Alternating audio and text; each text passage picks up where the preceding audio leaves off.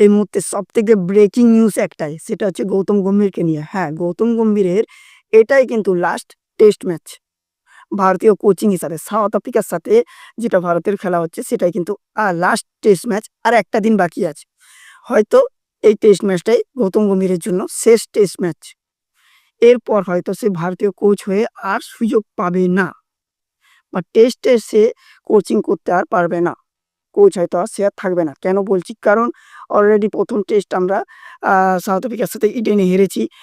২য় test already আমরা হারের মুখে। কারণ এই মুহূর্তে যা স্কোর, সেহেতু ভারত আবার দ্বিতীয় ইনিংসে ব্যাট করতে নেমে ২২ রানে ভারতের ২ খানা উইকেট অলরেডি পড়ে গেছে।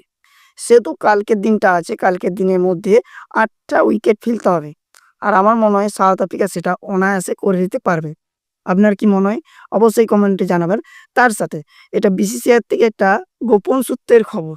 তারা এখনও ডিক্লেয়ার করেনি কনফার্মভাবে। তবে হ্যাঁ, তারা এমনই কিছু ইঙ্গিত দিয়ে দিয়েছে গৌতম গম্ভীরের হয়তো এটাই শেষ। তার সাথে আরও একটা খবর, টি-20 বিশ্বকাপে গৌতম গম্ভীরই যে কোচ থাকবে এমনটাও কিন্তু আশা করবেন না। খুব তাড়াতাড়ি হয়তো নাও থাকতে পারে। তার জায়গায় হয়তো বিকল্প কেউ আসবে। কে আসবে সেটা অবশ্যই আপনারা কমেন্টে জানাবেন।